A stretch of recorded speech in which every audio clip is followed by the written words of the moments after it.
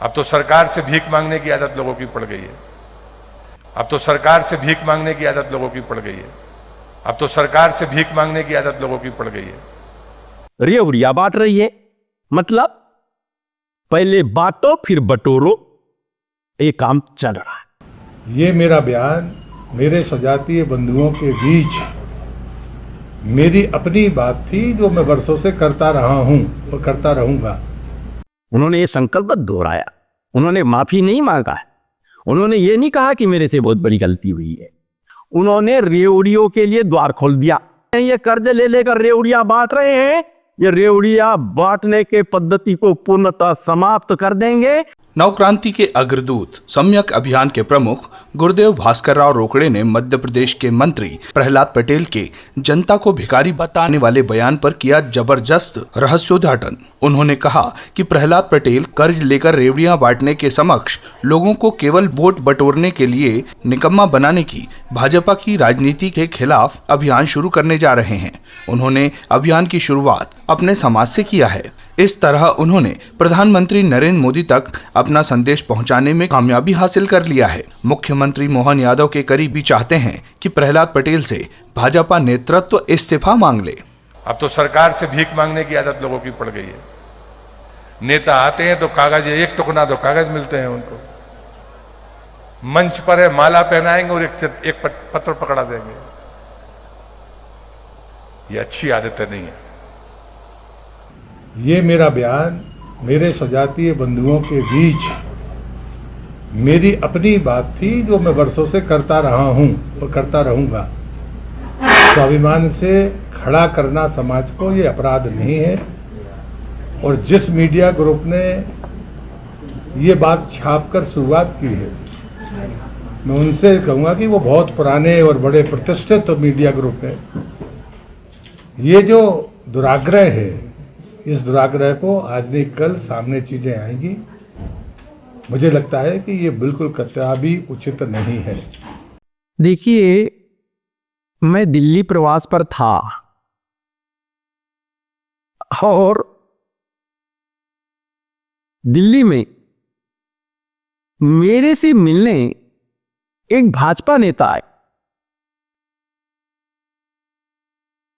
दरअसल उन्होंने मुझे एआईसीसी के कार्यालय से आते हुए देखा था और चूंकि पुराना परिचय है, रास्ते में हमारा 2 मिनट की बातचीत भी हुई और उन्होंने कहा, सर मैं आपसे मिलने आना चाहता हूं। मैंने कहा आइए। जब वे आए तो उन्होंने और तो और मेरे पीए से भी कहा कि मैं थोड़ा अकेले में बात करना चाहता हूं। ना, कोई बात नहीं है, बताइए। उन्होंने कहा, साहब आपको पता है प्रहलाद पटेल जी जो पंचायत एवं ग्रामीण विकास तथा श्रम मंत्री है मध्य प्रदेश शासन के, उन्होंने आज क्या बयान दे दिया? बोला क्या? बोले राजगढ़ जिले के सुथालिया नामक स्थान में रानी अवंतीबाई की प्रतिमा का अनावरण कार्यक्रम था और उस कार्यक्रम के अवसर पर उन्होंने कहा कि लोग आजकल माला पहनाने आते हैं, साथ में एक कागज थमा देते हैं, टोकरियों में कागज जमा हो जाते हैं। ये भीख मांगने की प्रवृत्ति ठीक नहीं है। स्वाभिमानी होना चाहिए और देने की आदत डालो, लेने की आदत छोड़ो। बोले साहब ये पार्टी के खिलाफ है, ये मतदाताओं का अपमान है। मैंने कहा, मान्यवर, जहां तक मैं जानता हूं आप भाजपा के कम से कम औसत दर्जे के नेता तो माने ही जाते हैं। आप प्रहलाद पटेल जी के बारे में ये बात मुझे क्यों बता रहे हैं? इसका कारण क्या है? बोले कि आपने पिछले दिनों दिल्ली में संविधान हत्या दिवस को जो पत्रकार वार्ता की थी, मैंने उसे पूरा सुना है। मैं चाहता हूं कि इस दिल्ली में ही आप एक पत्रकार वार्ता करके और इसकी खिंचाई कर दीजिए। अरे भाई, मैंने बोला भाई मैं आजकल कांग्रेस में हूं, आपको पता है कि नहीं है, खुल के हूं, पहले अखबार का संपादक था, तब मैं सीधे कांग्रेस का सदस्य नहीं था। अब तो मैं कांग्रेस का सदस्य भी हूं, सम्यक अभियान चलाता हूं तो बिल्कुल कांग्रेस के लिए चलाता हूं। यह कांग्रेस का समर्थित संघ अभियान भी हो गया है। फिर मैं कांग्रेस के मंच पर रहते हुए अलग से पत्रकार वार्ता करके और प्रहलाद पटेल ने जो बोला है उस पर प्रतिक्रिया व्यक्त करूं, या अलग से पत्रकार वार्ता करूं, या उनको घेरने का प्रयास करूं, यह बात मेरे समझ में नहीं आती। मेरे यहां पर राष्ट्रीय प्रवक्ता होते हैं, मीडिया विभाग के प्रभारी होते हैं, यहां मर्यादा बनी हुई है, उस मर्यादा को हम पार नहीं कर सकते। उन्होंने कहा लेकिन आपसे अच्छा कोई घेरेगा नहीं। मतलब आप क्यों चाहते हैं कि मैं उनको घेरूं? तो उन्होंने कहा मुख्यमंत्री पद के ये प्रबल दावेदार थे, हैं और रहेंगे। मोहन यादव को यदि कोई अस्थिर कर सकता है तो वे यही हैं। तो मतलब इससे मुझे क्या लेना देना? बोले देखिए हमारी गुजारिश है आपसे, यह मामला बड़ा है, मतदाताओं के स्वाभिमान की बात उठा करके जब आप तर्क के साथ उठा देंगे तो वास्तव में प्रहलाद पटेल को इस्तीफा देने की स्थिति निर्मित हो जाएगी। बाकी लोग तर्क का वितर्क कुतर्क कुछ भी करके मामले को गड़बड़ कर देंगे, इसलिए आप एक बार ये कर लीजिए। उन्होंने कर लीजिए इसलिए बोला कि शायद मेरे संबंध ठीक ठाक थे, इतना अधिकार वो मानते थे, मैं नाम किसी भी कीमत पे उनका सामने नहीं रख सकता, बीच में मर्यादाएं हैं। लेकिन मुझे बात समझ में आ गई कि सत्ता चाहे किसी भी पार्टी की हो, मुख्यमंत्री की कुर्सी के लिए दावेदारों की संख्या न केवल चुनाव के समय या विधायक दल के नेता चुनते समय होती है, बल्कि बाद में भी ये अवसर देखने वाले लोग होते हैं कि यदि किसी कारण से वो कमजोर पड़े तो मैं उस कुर्सी पर पहुंच जाऊं। और ये प्रयास मध्य प्रदेश में चल रहा है। इससे पहले भी मेरे सामने वो प्रसंग भी आया था जब सम्माननीय ज्योतिरादित्य सिंधिया जी ने ग्वालियर में महल परिसर में स्थित सिंधिया स्कूल के कार्यक्रम में प्रधानमंत्री महोदय को आमंत्रित किया था और प्रधानमंत्री महोदय को सम्माननीय नरेंद्र मोदी जी को इस बात से अवगत करा दिया कि वे गुजरात के दामाद हैं। और इस बात को नरेंद्र मोदी जी ने अपने भाषण में स्पष्ट किया कि ये गुजरात के दामाद हैं, हमारे दामाद हैं। हमारी संस्कृति, हमारी मर्यादा, हमारा व्यवहार का सिस्टम उस ओर ले जाता है कि दामाद यदि अपना अधिकार मांगे तो कम से कम ससुराल पक्ष को तो झुकना ही पड़ता है, उसकी एक न एक बात माननी ही पड़ती है। और सिंधिया जी की इच्छा क्या है कि वे एक बार मुख्यमंत्री बन जाए। खास बात यह कि उस कार्यक्रम के पहले सिंधिया जी के बारे में अखबार में कोई विज्ञापन आया था, उसमें लिखा था सम्माननीय श्रीमंत ज्योतिरादित्य सिंधिया जी कोष्टक में ओबीसी, मतलब एक महाराजा भी पिछड़ा हो सकता है। तो वह पिछड़ा है ने ये पता चल गया कि इस राज्य में 50% से अधिक आबादी ओबीसी की है। केंद्रीय नेतृत्व ओबीसी का कार्ड खेलेगा और ओबीसी का मुख्यमंत्री इसीलिए बनाया गया है। और अब ओबीसी के बनाए गए मुख्यमंत्री को यदि हटाते भी है किसी कारण से तो यह ओबीसी का ही मुख्यमंत्री बन सकता है। और ये सिंधिया जी कुर्मी समाज के हैं, ओबीसी हैं, इसलिए इनकी दावेदारी तो बनती है। फिर उसके बाद सम्माननीय गृह मंत्री महोदय अमित शाह जी को भी उन्होंने आमंत्रित किया और जय विलास पैलेस में उन्हें भोजन कराया गया।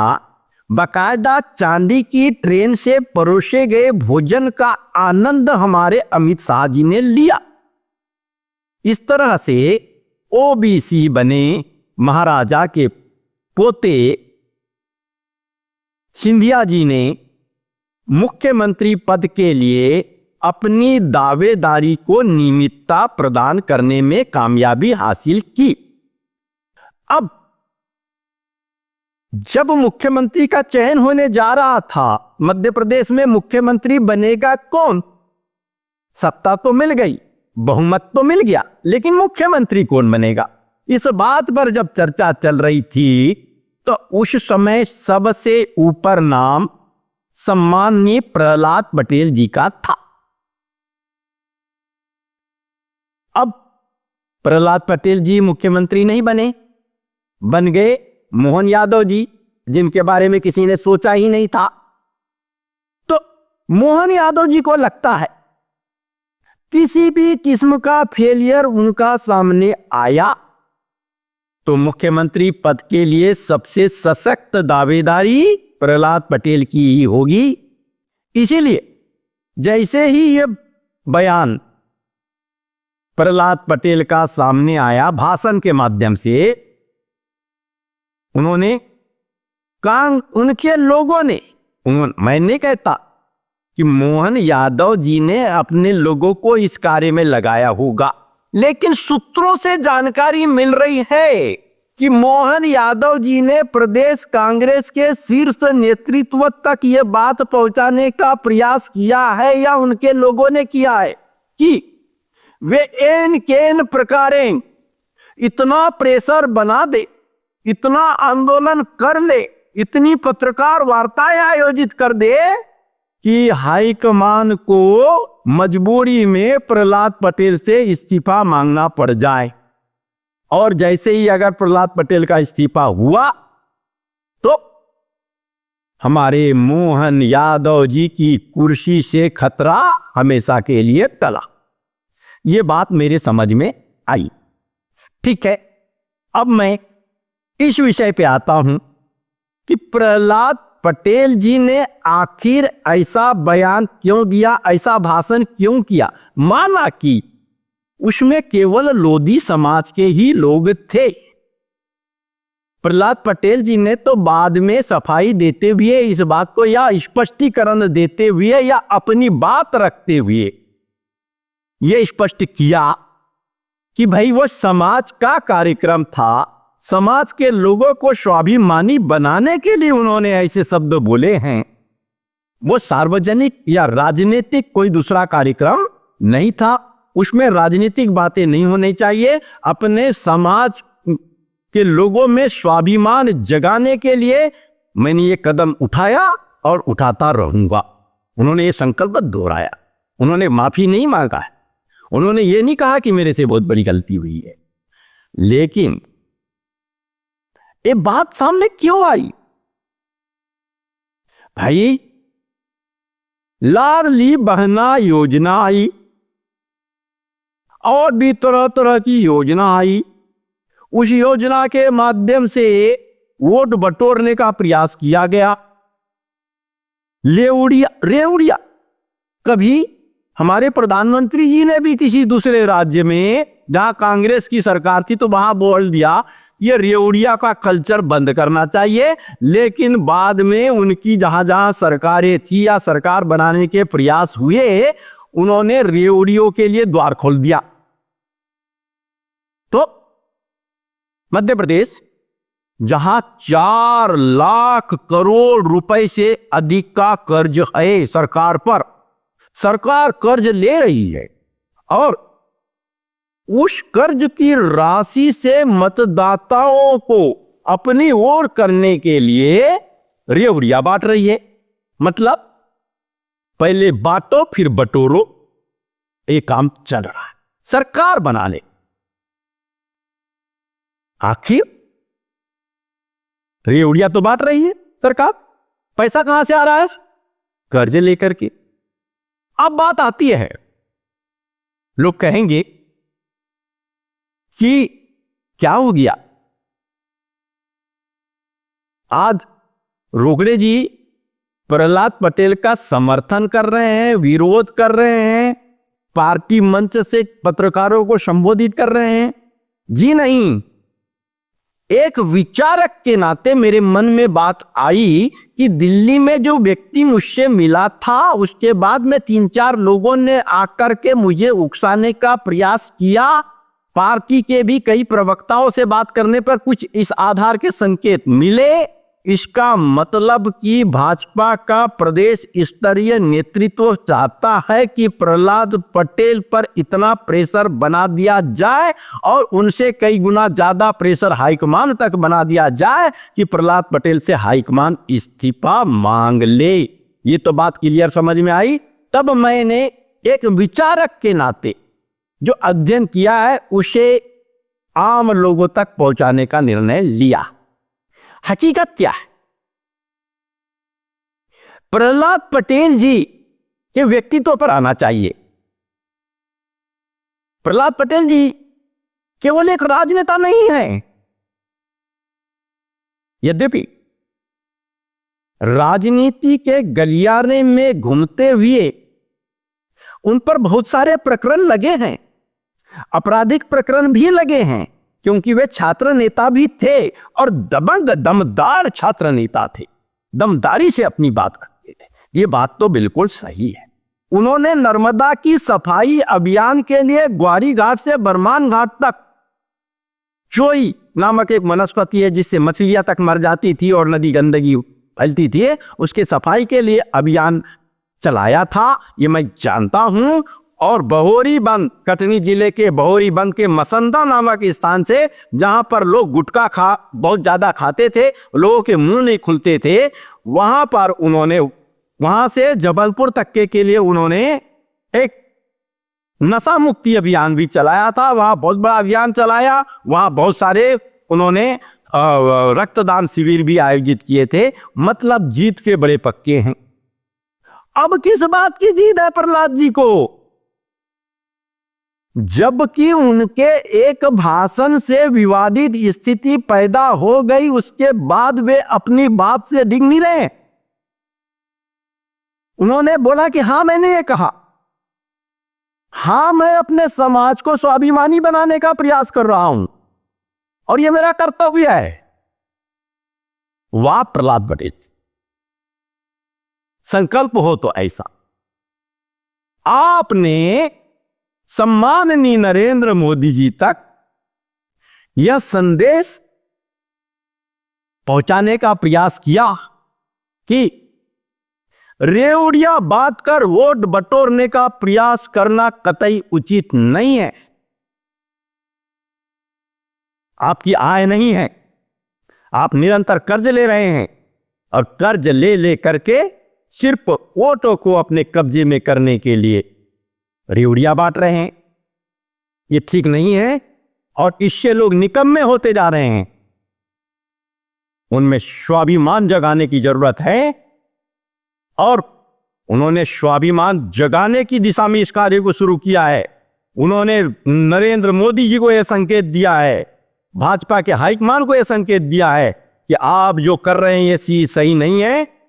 उन्होंने बताया है कि मैं नर्मदा की परिक्रमा किया हुआ व्यक्ति हूं, मैंने तप किया है और मैं ये जो निकम्मा बनाने की पद्धति आपने अपनाया है, देश को गिरवी रख के कर्ज ले करके वोटरों को खरीदने की आपने जो पद्धति अपनाया है, इसके पक्ष में नहीं हूं। यह प्रहलाद पटेल जी ने अपना आशय व्यक्त किया है। इसको समझने की जरूरत है।